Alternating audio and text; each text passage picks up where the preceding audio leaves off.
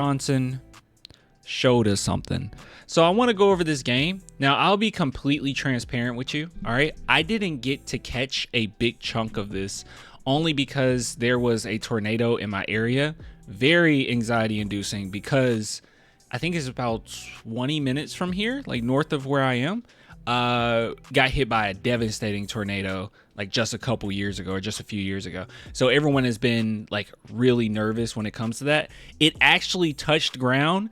Super scary. Like I watched it live, right? I was looking at the news on Facebook or whatnot, and you could see the lightning strike and you could see the tornado like going through. So it just hit south of us.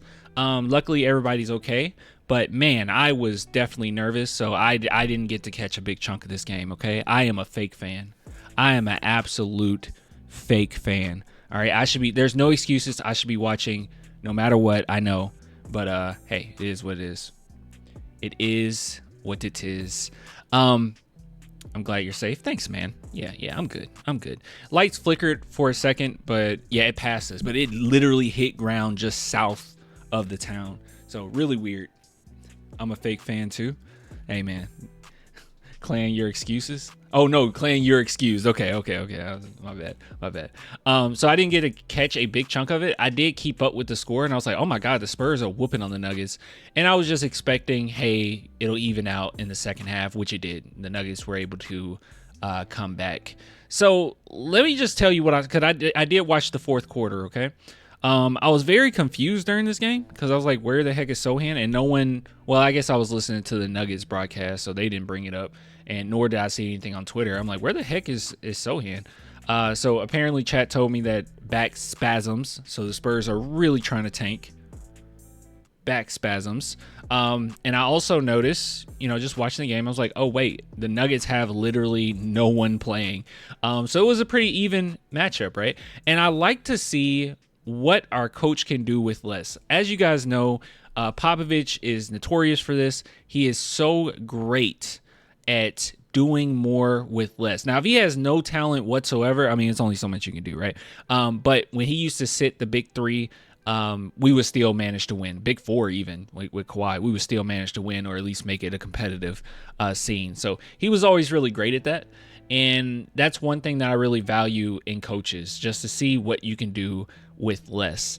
And one thing that I absolutely loved from Mitch Johnson during this game is he did not just allow Chris Paul being upset to continue playing him. So at the end of the game, and Chris Paul had a great game, by the way.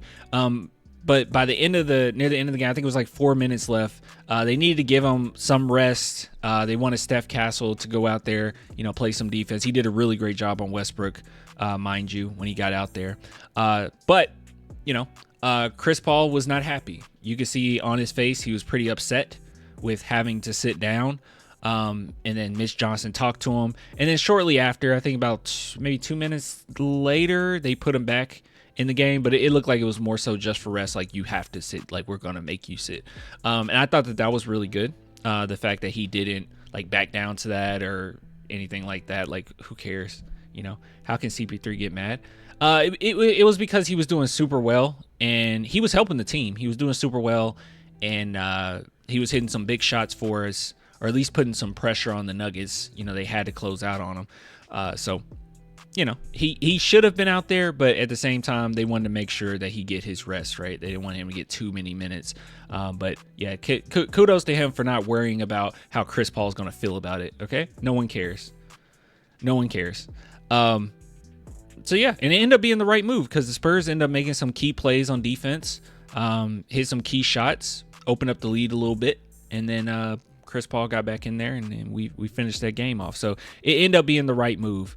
And I also thought the rotations were pretty good. I mean, he definitely had to do more with less, and I thought he did a great job. It was very good, timely sub-ins. I thought that, some of the plays that he drew up was really nice, particularly for Chris Paul and Steph Castle. But just overall, man, it was really good. It was really good. So my takeaway from Mitch Johnson this game was he did more with less. That makes me happy. That's actually a big reason why I want Taylor Jenkins, because with the Memphis Grizzlies, that's what he did, right? He always did more with some of the lesser talent on his team. So I think he would be a nice fit. But there's been no news on that right now or anything like that. Just something I bring up because, hey, there's a coach available and we don't know what's going to happen with Pop. So we just kind of have to wait and see and hear that out. So another thing, too, from this game that I thought was very impressive is you could just see how comfortable Steph Castle is now on both ends, right? But one thing that I noticed was on defense, he never overly committed. He always looked like he was in his element. And my guy, guys, when we don't have Biyombo, I guess, kind of, but we don't have a big man or a true center or anyone that can just get rebounds. Steph Castle can kind of fit into any mold that you need him to fit in. He nearly had a triple-double tonight. 15 rebounds. This is the type of player he is. He can give you anything you need, right? That's the one thing that I love about him, and I think that's why the Spurs chose him with that 4th overall pick. I think it's the same reason why they chose Sohan when they chose him. It's like these players that can kind of do a little bit of everything, right? Like you don't necessarily know where they're going to fit, but because of the skill set that they have and all the different tools they have in their toolbox, you can fit them in any role just about. Like if you need it, Steph Castle can run the 3. Like he's capable of running the 3. He can. Same thing with Sohan, right? You can move him around or you can have him defend certain positions 1 through 5. On occasion 1. Sometimes 1 is a little too quick for him, but on occasion 1 and on occasion 5. But 2, I would say 2 through 4 pretty confidently. I would say he can guard those positions. So those two, I really love their game. But tonight, obviously, Steph Castle's the one who played. He was awesome, bro. He was awesome. And, this is one of those games, once again, I know that a lot of people don't really criticize him because he's a rookie, which I agree with, mind you. But, other players, we might not have that amount of grace. But he was 6-18, so he didn't shoot well, but you cannot convince me that he had a bad game. He had a phenomenal game. Defensively, he was awesome. Just for, from what I saw. And obviously he gave you nearly 10 assists. So he just looked comfortable. That's the one thing I will say. That's the one word I can take away is comfortable. He belongs here. Easily belongs here. It's like seeing Derek White with all the confidence in the world, right? It took him forever to get any confidence, any iota of confidence. But now it's like, okay, it's Derek White with confidence, and that's what we're seeing with Castle. You love to see it, man. Castle so close to a trip dub, for sure. He was. Sandro had a timely shot in there down the stretch. I'm speaking mostly down this, down the stretch. We just talked about Malachi Branham. As I said, I don't really know how he will fit with the team going forward. Chat, you can let me know. How do you think Malachi Branham did? Like, not just statistic-wise, because it's easy for me to just look here and say, oh, he went 6 for 15. That's good or bad, right? It's not that good, but how did he look? From what I saw, because I saw glimpses, because he played a little bit of the 4th. His defensive effort was there. He seemed really excited to be out there. I saw Blake Wesley get a really timely layup in there. That was nice to see because I think Westbrook missed the layup, and then not too long after, Blake Wesley made his, and that was good. That was kind of, he looked okay. So same thing we've seen before. I wouldn't expect him to be out there and look, the bomb or anything. Why did I say the bomb? What year was I born? I'm not expecting him to go out there and look, incredible, especially since he hasn't been able to play NBA minutes. But from what I saw, he looked eager to be out there. He played hard, but, Anyways, Blake looked like the bomb. Okay. All right. Okay. Sound like Denzel Washington. Yeah, from what I saw, Blake Wesley played good defense. Timely layup, at least from what I saw. 3 for 3 from 3.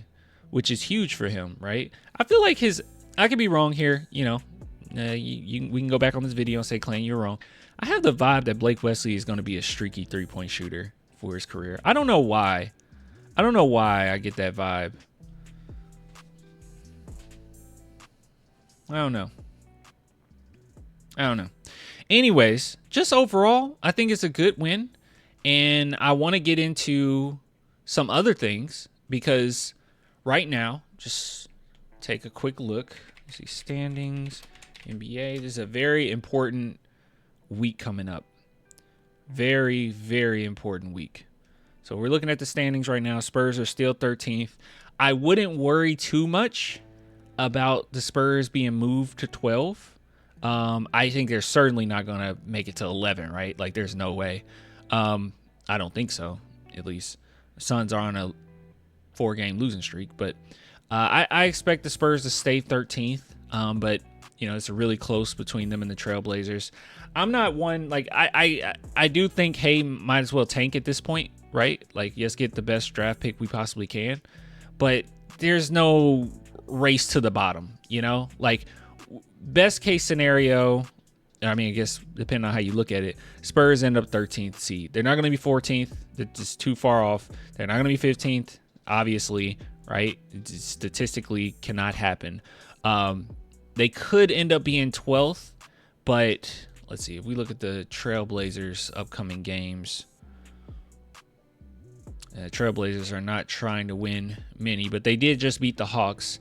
So the Trailblazers probably win a couple more. We do have to play the Trailblazers, so the Spurs are trying their best to tank at this point. The fact that you sit out Devin, Keldon, and Sohan, so they might continue to try to go ahead and tank. But the Spurs are going to have a hard time with the Cavs, probably.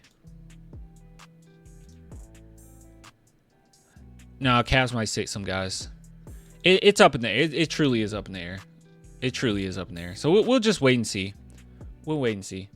But it's going to be really close. But I expect the Spurs to stay at that 13th, more than likely. But we'll see. Anyways.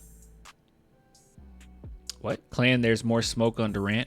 I hope we don't get him unless Byron Wright steals him from the Suns. There's more smoke on Durant. What do you mean by that? Do we have to find an article on this?